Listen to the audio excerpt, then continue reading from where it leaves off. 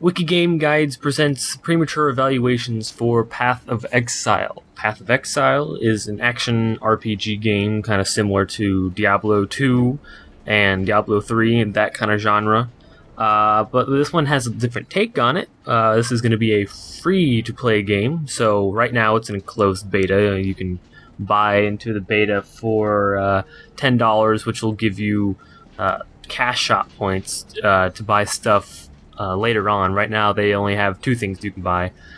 You can buy either more stash tabs, which I'll show you in a minute, and more character slots to fill up your characters. But I've made lots of characters, and I still haven't run out yet, so I don't think that's going to be a problem.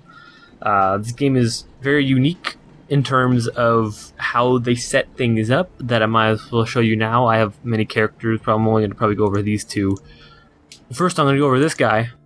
First, I am level 53 of this character, which is not too high, but let me turn off the chat. As you see the chat, it's free-to-play, and you can communicate with each other and trade things if you really want to, but I'm just going to hide global chat for now. Why is my skills messed up? I thought I changed that. Let me just fix my skills really fast. Way the skills work in this game is much different than any other game. I'm just going to compare this game to Diablo 2 because this game, most people compare it to Diablo 2 in the way the art style and the way that things kind of work. But basically, skills, usually in most of these kind of games, you level up, you put a point into a skill, like you put a point into double strike. You level up your double strike. Except in this game, it's not through leveling up. You level up your skills, but you'll level them up through your gems that you put into your gear. So it's unique in that sense is that you can have like a simple one like right here, Frost Wall, it's by itself, it's not linked to anything. And then there's critical weakness and hatred, which hatred gives you more damage, and critical weakness makes the enemies more likely to be critted and take more damage, and that kind of stuff. But then when in terms of this one, which is probably these two are my main skills, is the skill I'm using is Lightning Strike. It's linked with three things: increased critical strike chance, increased critical damage, and lesser multiple projectiles. So instead of shooting only 2 projectiles out when I hit, it shoots 5. So kind of works. Gems help other gems do more damage, but they also make it cost more mana. And then I have one over here, faster attacks, melee damage on full life, and Flicker Strike, which I'll show you that in a second. This character is not so good right now because he's not geared, so I kind of have a hard time on this difficulty. And the difficulties is there's 4 of them: normal, cruel, ruthless, merciless, and then there's Act 1 and 2 in both of them. So it's like your standard, you beat the game, and you go up to the next difficulty, kind of similar to Diablo 2. But with this game, there is going to be a third act that's going to be released later on. And when it comes into open beta, which is going to be on January 23rd. So when that happens, your characters are going to get wiped, but you get to keep the names. So I don't know exactly how that's going to work. So it's kind of going to be like that. And basically for each difficulty that you're in right now, I'm in normal, I think. I don't know which difficulty I'm in. No, I'm in ruthless right now. Your character stat sheet, you can go into lots of detail with the different things. If you like reading numbers and seeing big numbers or smaller numbers, this is your kind of game when you want to look at that kind of stuff. And then your resistances, I have bad resistances, but each difficulty you go down, you gain more resistances because there is a resistance penalty. Like if I go back down to act normal and I do the same thing, my resistances are basically capped out except for 1. So your lightning, basically your stuff is scaled between the difficulties. But when the game is fully released, there's only going to be 3 difficulties, not 4. Right now, this one is kind of a filler because Act 3 is not out. Once Act 3 comes out, it's going to add extra difficulty to it, so it's going to be harder later on. Max level of this game is 100. No one has ever gotten there. The highest level in the game, I think, is 86, I do believe. Let me see. Do slash ladder, yeah, 86. So there's it's really hard to gain levels because the highest level thing you can get to, I think, is level 70, so you don't get much experience. Now I'm going to show you the combat in this game, which I think is very... Some people think it's clunky. I think it's fine, considering this is a indie game made by people in New Zealand or whatever. You can't expect too much, but I like it. It suits its style, and the different builds you can do in this game are immense through one thing. Let me just cast that. This is where I start on the tree. There's 6 different classes. Each class starts on a different spot, so you kind of go all over the place in some parts. But this is where my class starts. The shadow on this particular character. I go over here. I pick up these things. I pick up those. I grab these. I go all over the place. And if you may notice, my life is 1, but I have almost 2,000 energy shield, which is like a buffer to your HP. Because I have so much energy shields because I took this point, Chaos Inoculation, which my life becomes 1, but I'm immune to Chaos damage, and I get 50% more energy shield. I also picked up more energy shield stuff over here and over there. So I have a lot of energy shield. I can get more, but I'm only level 53, so I can't get too much more than I do now. And I basically have a lot of energy shield for this level. But no, not that much armor, so I lose it fast, but I have a lot, and I can just run away and let it recharge. But this build focuses on Blood Rage and Flicker Strike. Flicker Strike has a cooldown when you use it, you get to wait like a second and a half or 2 seconds or so for it to be able to use it again. But with Blood Rage, you kill an enemy with Blood Rage up, you get a Frenzy Charge, which Flicker Strike allows you to spend the Frenzy Charge, to spam it constantly, and as long as you're under Blood Rage and you kill someone, you can keep on spamming Flicker Strike, which this build is mainly all about. And the reason why you use Blood Rage is because it deals chaos damage to you, a percentage of your life, but since I'm immune to chaos damage, it basically nullifies it, so it's a beneficial skill if you're doing this. Let me just show you what this build is mainly about. See, there's some skeletons over there. I just kill one, and I can just start teleporting around. This weapon's not too fast, but I can just start teleporting around, killing stuff, which is a lot of fun, but if you're fighting enemies that are a bit too tough for you, and you don't one-shot them, it can be a bit tricky because you'll die fairly fast if you get caught in an awkward spot. And this build also isn't too good because sometimes you get trapped in a corner or you teleport somewhere, you don't kill them, then you're trapped in between like 6 dudes. But otherwise than that, this build is a lot of fun, but you have to level it up a whole bunch if you want it to be any good. So you just basically, I'm just holding down one button. But I like this when I first started this build, you're just flying around the map, and for people that are new with the game, and you use this in a party, which the party system is fairly good in this game because you can have 6 people in a party at once instead of 4 like in Diablo 3 and whatnot. So you can hold more people, and for each person that's in the party, you get 50% more experience. No, you get 25% more experience, and you get 50% more drops. So your drop rate is increased, but enemies also get 50% more health, and it scales up to 6 times. So it's somewhat beneficial to join a party, and somewhat not beneficial to join a party. So people pick their choice. I usually play solo because I don't know that many people. I mean, on my friends list, I only have 2 people. So I don't know play that many people since this game still is in closed beta, and you have to either buy your way in or get lucky and get a free invite on the website. And now that I basically cleared out this, let's say I fully cleared out this area, and you really liked it. You really liked this area, and it's really good for experience, which is not because I'm a high level in here and I don't get anything. Let's say you're getting super experience in here and you love it. What you can do is leave the instance, go to this next area. And what I love about this is if you were to go back in, you say, oh, maybe it's reset. It's not reset. It's not. But what you do is when you leave and you come back, you control click, and then it brings up this. And it allows you to see which instances are still open and when they were created. And then you can just enter a new one, and it will have reset the instance, which is what most people do for farming until they get to maps, which I will get into on my other character. So you can farm areas fairly easy, and if you want to level up, this is what people do in races, which people, what they wish they have every couple weeks or every week or so. So let me just start teleporting around again. So, also you get ID scrolls, and you can portal scrolls. If you want to get out of an area, you open it up and you go back to town.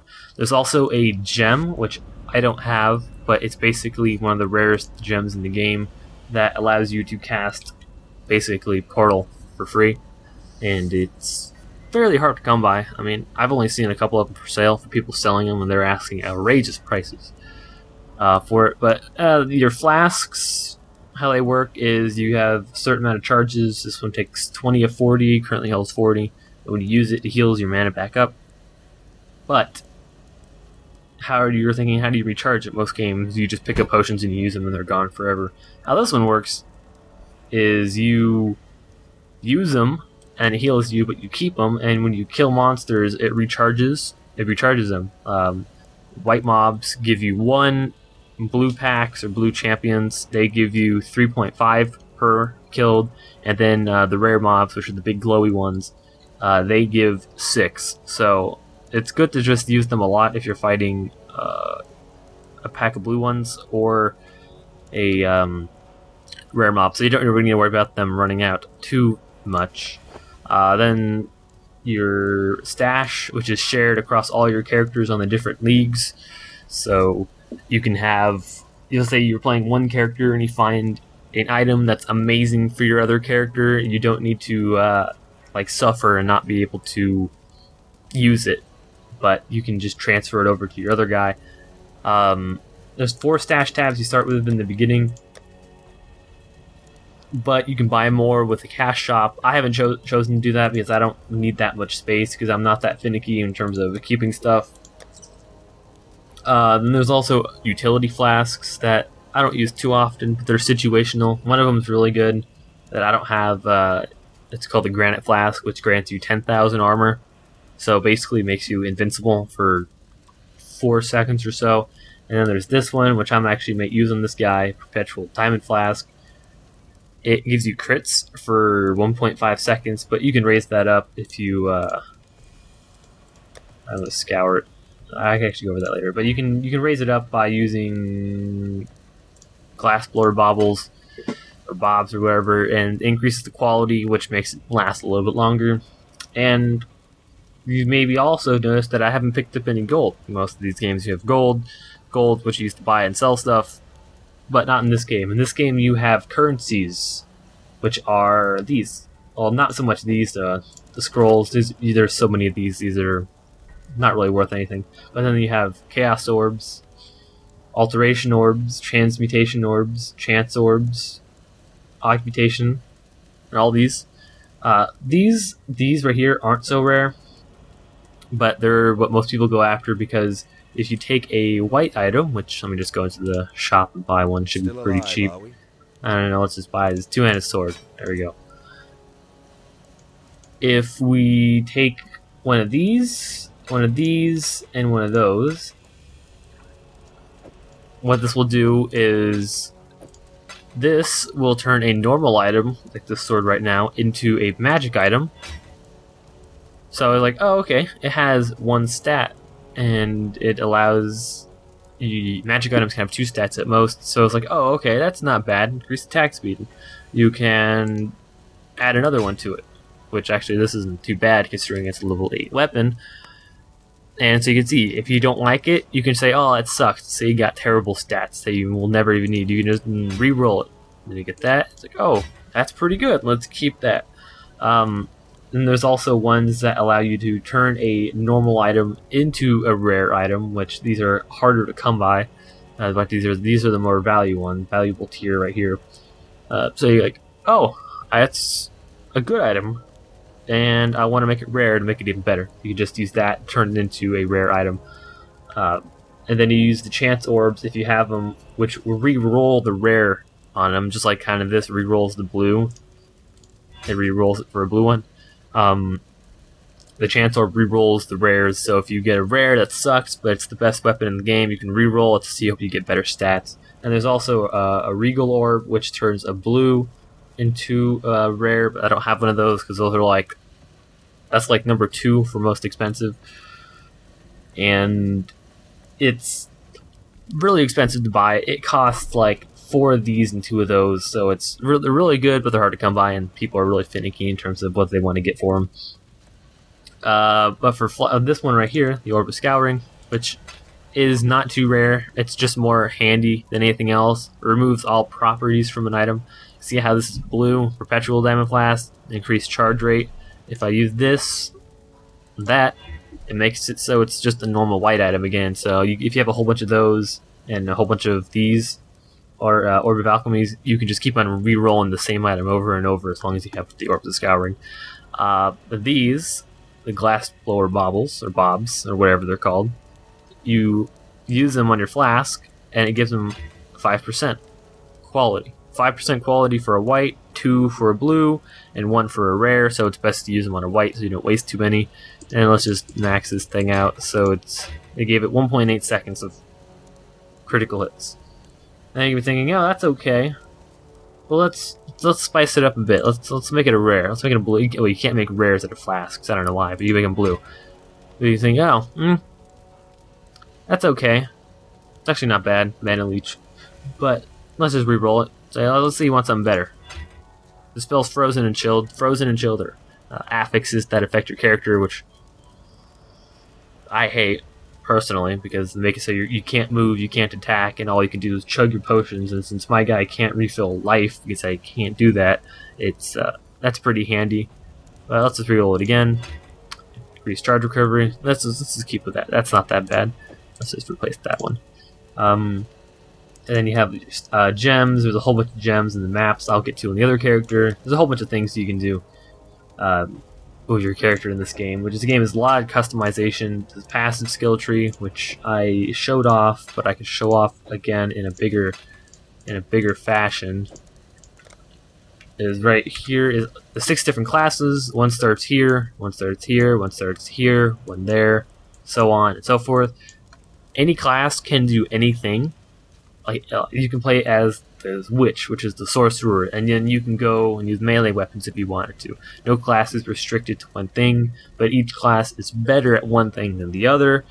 So if you want to do a melee, you're either best off going with the Marauder, which is basically the warrior, or the duelist, which is like a hybrid class between a dexterity and a warrior. So if you want to go more melee, you're more likely going to want to go this side. But if you want to go a bit more caster, you may want to go this side. And then you got the range right here for the ranger. You got the Templar, which is kind of the intermediate between melee and magic, because when he starts off, he gets mana stuff right off the bat, and he also gets melee stuff right off the bat. This is just like kind of how this guy gets bow stuff right off the bat, and also spell stuff right off the bat. So you can choose which one you want to pick between. I'm going to go to my other character, but since your stash tabs are shared, you can just switch in between things. And this is probably one of the better items I have. It's a lot of strength, and strength is good for both my characters, mainly for this one so I can use my skills. I just drag it, put it in my stash, I log out.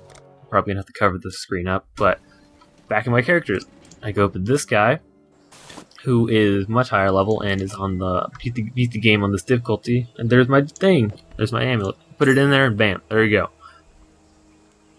It's really good. This guy is the build on this guy is a bit more advanced in terms of items, because the skill I'm using no one ever uses ethereal knives. I like it, but no one ever uses it. I use double wands. I don't know if you noticed, but I use wands. Most marauders with this guy, they use two-handed weapons, and I use wands. Oh, that's kind of weird, but I don't have any mana. As you can see, my other guy had all mana and almost no HP. This guy has a lot of HP and no mana. And the reason for that is because if you look at my skill tree, I got blood magic. Blood magic removes all mana. You need to use life instead of mana for spending skills, because the skills I'm using cost a lot. And so it's pretty easy, because you can get a lot more life regen than you can mana regen under certain circumstances. So I might as well show off one of the maps like I was originally intending to. And the maps are the same thing as like rings and all the other items in the game. You can re-roll them. Let's pick one that looks easy. Grip map, overgrown ruin. Let's just do overgrown ruin. You can do the same thing. I may regret this, and I don't really care if I die too much, but when you die in each difficulty you die on, normal, you lose no experience. Cruel, you lose 5%. Ruthless, you lose 10%, and Merciless, you lose 15% of your experience. But since that's going to be taken out after the game's over, it's only 10%, unless they scale it a little bit differently, like it's 7%, 9%, and like 13%. I don't know. But I'm just going to go crazy on this map, just because I haven't done a rare map before. You can do the same thing. You can make them blue. You can increase the quality of one of these. As well. There you go, 5% quality on it, which increases the quantity of items and the quality. Let's make it a rare. Bam. Elemental Equilibrium, you're cursed with elemental weakness. Monsters deal extra cold damage, and monsters gain 2 frenzy charges every 30 seconds. That's not too bad, because my guy is a ranged character, but Overgrown Ruin's going to have like zombies in it, I'm assuming. So, once you beat the game on each of the difficulties, Act 1, 2, and all the Ruthless, Cruel, Merciless, you unlock one called Endgame, which is what the map system is used for. When you go here, and you go to the Endgame, which is the maps, after this is going to be after Act 3 when the full game comes out, you go in here, and then there's a map device, you put the map in there, go bam, you activate it. Then 6 portals open up, that's 6. Yeah, 6 portals open up, and you get only 6 chances at this. So if you die more than 6 times, you lose the ability to go inside this map. So you got to kind of take your time with this, otherwise some bad stuff can happen. So let's just go in here. My guy is a bit higher level and he does a lot of damage. My damage is basically pure damage, if that makes any sense, is because I don't attack very fast, and so it's not messed up with attack speed. Like I can do 2,000 damage, but I only hit like 1,000 damage at a time because I attack super fast. But this one I attack slow, but I hit hard, and I use life instead, because right now you can see whenever I cast my aura, which takes 22% of my life, it uses my life instead of my mana, because I don't have mana. And in here it's pretty hard because this is a endgame map. It's the lowest endgame map, but it has some fairly bad people in it, so it can be a bit tricky. What I do with my character is, if I'm fighting something I don't want to deal with, I can curse them and put down a totem, which then the totem, well, of course it didn't do anything there because it got frozen, but the totem will constantly knock back the enemy, because right now it's a projectile weakness. It adds a 22% chance to add knockback, and the flame totem attacks every 0.06 seconds. So it's basically you're constantly knocking back an enemy, and the same thing goes for Bear Trap. It does a lot of damage, but it only hits once and it locks the enemy into place. So if you're fighting something you don't want to mess with, you can just throw down a whole bunch of those, and it will lock the enemy in place, doing a whole bunch of damage. So you don't need to worry about it, and then you can just spam your move from far away.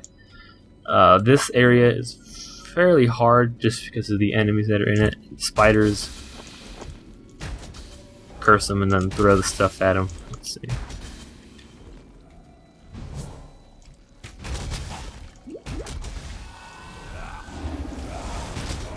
Oh boy.